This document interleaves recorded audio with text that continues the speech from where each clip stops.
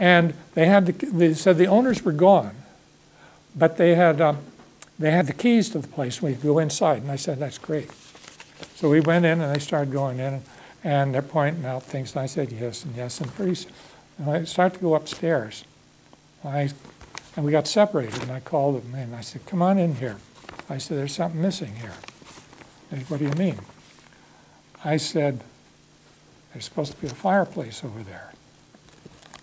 We went in the other room. I said, there'll be a fireplace over there. Well, a little poking around, we found some closets and stuff, and they'd boarded up the fireplace, but the place was still there. And all of this I knew from reading the letters. Just from reading. I mean, there was no magic. I was not getting telepathy or anything like that. It was from the letters. The letters were that well written. Okay, so this goes again back to already talking about doing research. Wherever you're getting your material, whether it's the internet, or it's old letters, or it's newspapers, or it's a printed document, maybe it's true, and maybe it's not. And you can't tell. You cannot tell with just reading one source. You've got to have more than one. And sometimes two won't do it. Because sometimes, all right, here's a personal example. I mean, I call it personal because it has to do with the Comstock. I take seriously when you start talking about Comstocks. There's a reason for that, and that is, it turns out only one Comstock family ever came to this country from England. And they happened to come back in 1635. And nobody else ever came. And you can trace every Comstock that you ever meet back to that family. So they're all my relatives. You know a Comstock, you know my relative.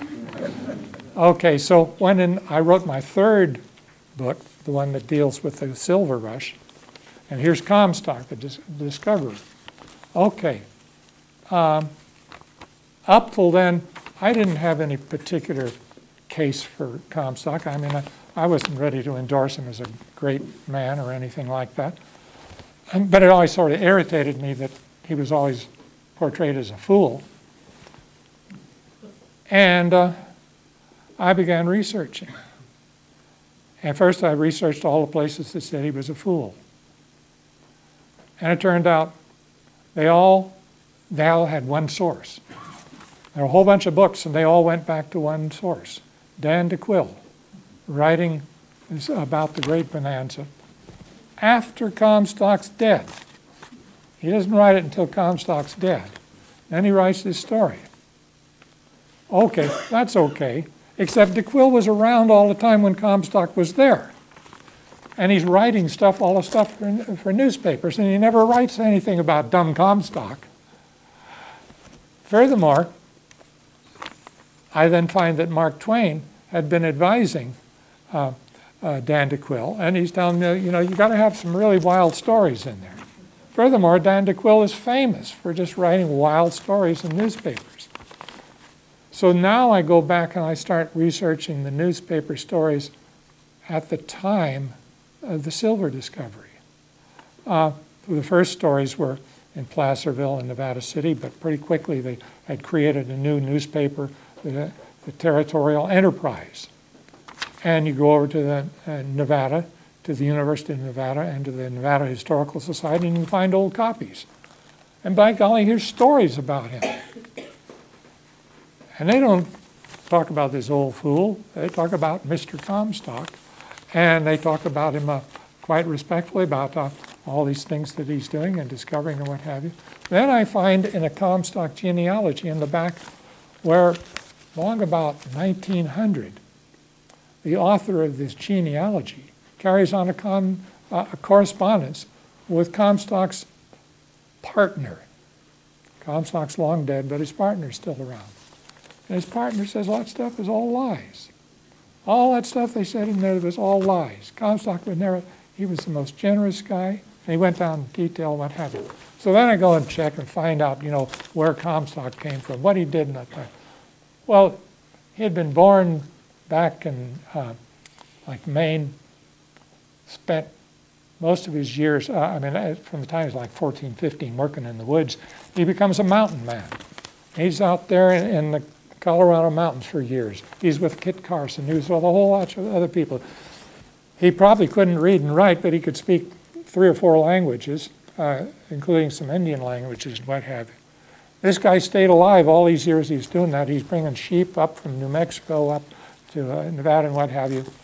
You know, not a good picture of a dummy. Okay, so that's the kind of thing that even when you have authoritative sources, you don't trust them unless you can really back it up. One of the things that I did at the beginning of my research, pretty soon I said, well, all this stuff is getting thrown at me. I mean, I'm just learning California history and world, national history and what have you. How am I going to keep it straight? Well, I got myself a diary. Eventually I had 5 of them. It was actually a book made for a journal which has dates in it. And so I would start it out with, you know, say 1845, January 1st. Anything I came across that had a date, I'd write it on that date. Then I get more stuff and write it in there. Pretty soon I'm discovering discrepancies. You know, somebody's saying it happened here, somebody here, and what have you. And it points out where the problems are. And one of the things that speeds along the research is if you can quickly discover where the problems are, then you know where you want to go. And sometimes it's pretty easy to solve the problems, depending on what the problems are. There are techniques, there are skills. All of the people at the Searles Library and at the Foley Library know about these kinds of things, can give you all kinds of wonderful clues. Everybody in this room, I suspect, has at some time in their life done research. Maybe it was in the 5th grade, maybe it was in college or something. Somewhere somebody said, you know, you got to write a little thing about this. My family had a set of encyclopedias at home. You know, there was no internet then. That was our internet. Had a set of encyclopedias. That's where we went to get this thing. They couldn't afford the Britannica or even the Americana. They had Collier's. In years since then, I've run across the Collier's encyclopedia somewhere and opened it up. And this great, wonderful rush, it's got a special smell. It doesn't smell like, I know some paper or ink or what have they have. It smells differently from the Britannica and the Americana. And I felt really comfortable with that smell. I just felt like I was home again. And I just turned those pages. I just love it. I still have an encyclopedia. It's very important to have an encyclopedia. I hope the libraries continue to keep those encyclopedias, keep some old ones around. Because we see what happens is they purge stuff out of there. Not because it's not true or anything. They're just running out of room. So they're saying, well, that's old stuff. And they put in the new stuff. And so all the old stuff that is still really important is sort of vanished. It's gone somewhere. And you can't do that. You know, it's not right. Okay, we're doing pretty good here.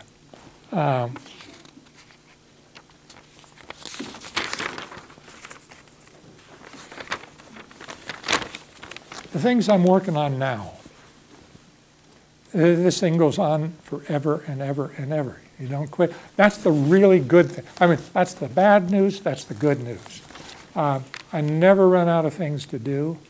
I wake up in the morning and there's something really fun waiting to be done. And so for the last few years, I've been taking my old notes and expanding them and creating a series called News and Advertising in the Gold Camps. And each one is a complete year. All the stuff that I think anybody in his right mind would want to know is in there, copied out of the paper. And when I think somebody who's not in his right mind might want to know, I put a note about it so they'll know where to look for it.